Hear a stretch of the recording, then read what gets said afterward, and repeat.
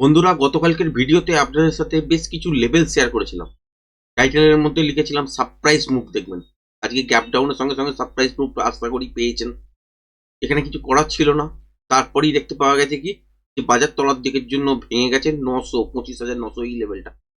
তারপরে কি দেখতে পেয়েছি, একদম রেঞ্জ বাউন্ড টাইপের সিচুয়েশন, যেটা গতকালকের ভিডিওতে আলোচনা করাই ছিল যে রেঞ্জ বাউন্ড টাইপের সিচুয়েশন দেখবেন। তারপরে ফাইনালি সারা দিন বসে থাকার পর এইসব মুভগুলো একটাতেও কিন্তু কাজ করেনি।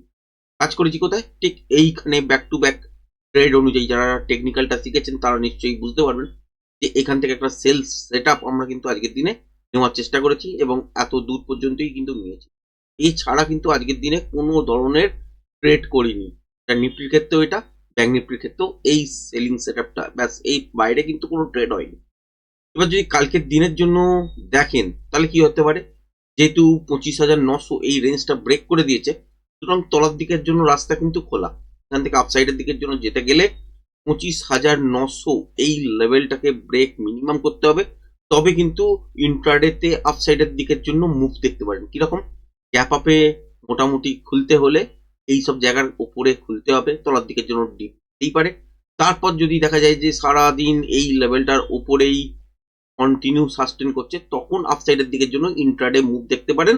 তাও কিন্তু প্যাটার্ন ওয়াইজ, ইন্ট্রাডে প্রেস প্রাইজেশন অনুযায়ী যেরকম প্যাটার্ন তৈরি হবে তবেই কিন্তু আপসাইডের দিকের জন্য মুভ করবে। আদারওয়াইজ যদি দেখি যে গ্যাপ আপ হয়েছে কিন্তু 25,900 এই রেঞ্জটা টপকাতে পারেনি, তার আগে 25,880, 90, 70, 50 যেখানেই গ্যাপ আপ হোক, 900-র আগে যদি হয় তাহলে এই মুভটাই আপসাইডের দিকের জন্য নয়, এটা কিন্তু আবারও তলার দিকের জন্য মুভ করবে।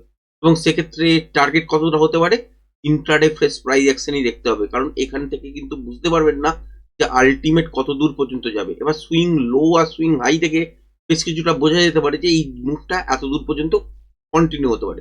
সেটা যদি দেখা যায় তাহলে কিন্তু তলার দিকে যদি বাজার আসতেই শুরু করে, তাহলে আগে যে সুইং লো আছে ঠিক এই জায়গাটা, যেটা হচ্ছে 25,765, এই জায়গাটা কিন্তু দেখা যেতে পারে। সেটা কি একবারে দেখবেন? কারণ রেঞ্জ বাউন্ড বাজার কালকের দিনও থাকবে। সুতরাং এইখান থেকে তলার দিকের জন্য যদি মুভটা দেয়, সেটি মুভটা কতটা পর্যন্ত সরাসরি মর্নিং এর দিকে পাবেন তার উপর নির্ভর করবে যে এইখানে কোথায় গ্যাপ আপ হয়েছে।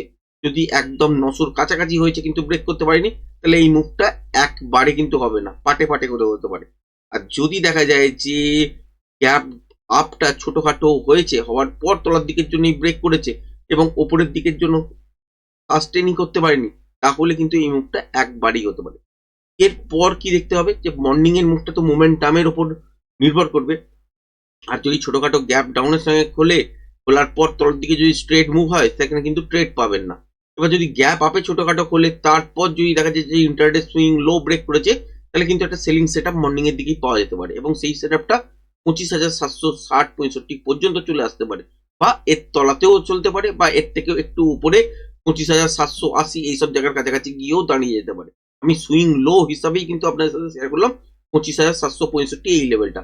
তার আগে 25,780-র কাছাকাছি গিয়েও দাঁড়াতে পারে। যেখানে অব্দি মোমেন্টাম পাবেন মর্নিং এরটা, সেই মুভমেন্টটা ক্যাপচার করার চেষ্টা করতে হবে। তারপর দেখতে হবে প্যাটার্ন। যদি ইন্টারডে ফ্রেশ প্রাইস অ্যাকশন অনুযায়ী কন্টিনিউশন প্যাটার্ন তৈরি হয়, তারপরে হয়তো নয়েজ সৃষ্টি হতে পারে। তলার দিকের জন্য যদি মুভ আপনারা দেখতেও পান, কিন্তু খুব বেশি দূর তলার দিকে পাবেন না, এটাই কিন্তু এক্সপেক্ট করবো।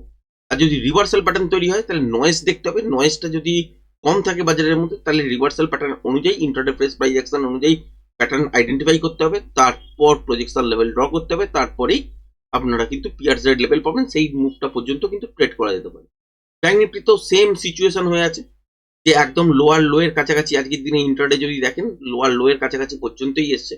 এখান থেকে আপসাইডের দিকের জন্য কখন বাজার ঘুরবে, যখন দেখবেন যে উপরের দিকে এই জায়গাটা মোটামুটি ব্রেক করে সাস্টেন করছে, যেটা হচ্ছে 59,159 বা 69, এই জায়গাটার ওপরে কিন্তু মোমেন্টাম শুরু হবে। মোটামুটি ভাবে যদি গ্যাপ আপ খোলেও এই লেভেলটার পর, যেটা হচ্ছে 59,117, তাহলেও কিন্তু ছোটখাটো স্ক্যাল্পিং হতে পারে, এর থেকে বেশি কিছু পাবেন না। যদি দেখেন যে গ্যাপ আপ হয়েছে কিন্তু এই রেঞ্জটাকেই ব্রেক করতে পারেনি, যেটা হচ্ছে 59,117, তাহলে এইসব জায়গার খোলার মাত্র কিন্তু এখানে বাজার একটা রেঞ্জ তৈরি করবে, বারবার ওপরে যাওয়ার চেষ্টা করবে। যদি ফেল হয়ে যায় তাহলে আলটিমেট কিন্তু তলার দিকের জন্য মুভ হয়ে যাবে। আর যদি কোনো কারণে দেখি যে বাজার গ্যাপ আপ খুলেছে এই রেঞ্জটার মধ্যে এবং সুইং ব্রেক করছে, তাহলে কিন্তু এই রেঞ্জটা যখনই ব্রেক করবে, যেটা হচ্ছে 59,169 ব্রেক করার পরই উপরের দিকের জন্য মুভমেন্ট দেখবেন। কতটা পর্যন্ত দেখতে পারেন? 59,320 বা এর ওপর পর্যন্ত মোমেন্টামের সঙ্গে যতক্ষণ চলবে মর্নিং এ, ততক্ষণই কিন্তু দেখা যেতে পারে। এর থেকে কিন্তু বেশি কিছু পাবেন না।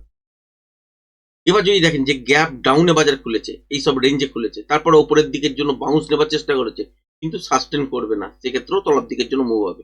এবং এই মুভটা কতদূর পর্যন্ত হবে? মোমেন্টামের সঙ্গে দেখবেন, আর দেখবেন হচ্ছে আগের দিনের সুইং লো, কারণ এই মুহূর্তে প্যাটার্ন তৈরি হয়নি কিছুই। সুতরাং এখানে এই এতদূর পর্যন্ত মোটামুটি 58,800 পর্যন্ত এই মুভটা তলার দিকের জন্য নেমে চলে আসতে পারে। বা ছোটখাটো গ্যাপ আপে হওয়ার পরও কিন্তু তলার দিকের জন্য মুভ হতে পারে, সেটাও 58,800 পর্যন্ত চলে আসতে পারে। এরপর দেখতে হবে যে বাজার এখান থেকে উপরের দিকে যাওয়ার জন্য যদি তৈরি হয়, তাহলে এখানে রিভার্সাল প্যাটার্ন তৈরি করবে। সেই অনুযায়ী প্যাটার্নটাকে আইডেন্টিফাই করার পর আপনাকে কিন্তু এখানে দেখতে হবে যে পিআরজেড লেভেল কোথায় দাঁড়াচ্ছে, প্রজেকশন লেভেল ড্র করার পর সেই অনুযায়ী ট্রেডিং সেট হবে, কিন্তু যদি নয়েজ না থাকে।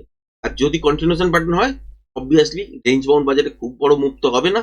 সুতরাং এখানে কি করতে হবে যে আলটিমেট এইখান থেকে তলার দিকে হয়তো যাবে, নয়েজ ক্রিয়েট হবে, সেখানে হয়তো অপশন বাইং এর অপশন কিন্তু পাবেন না।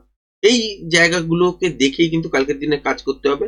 যেহেতু 25,900 এই রেঞ্জটা ব্রেক করে দিয়েছে, সুতরাং তলায় যাত্রা কিন্তু যে কোনো সময়তে হতে পারে।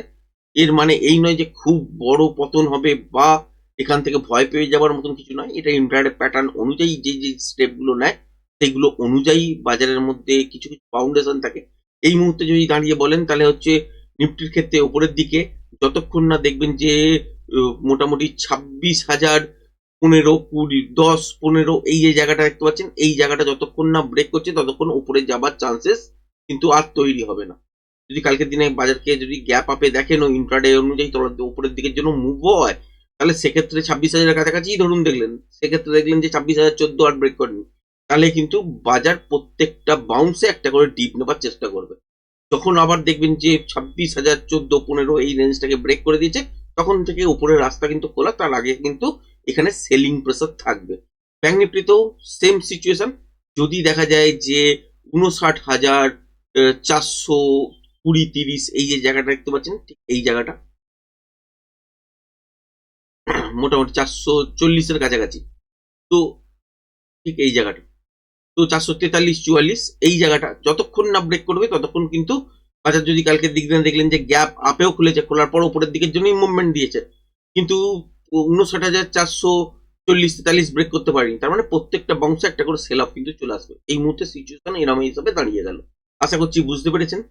যদি ভিডিওটা পছন্দ হয়ে থাকে তাহলে চ্যানেলটাকে অবশ্যই লাইক, শেয়ার, সাবস্ক্রাইব করবেন। আজকের ভিডিওটা এই পর্যন্ত রাখছি। ধন্যবাদ।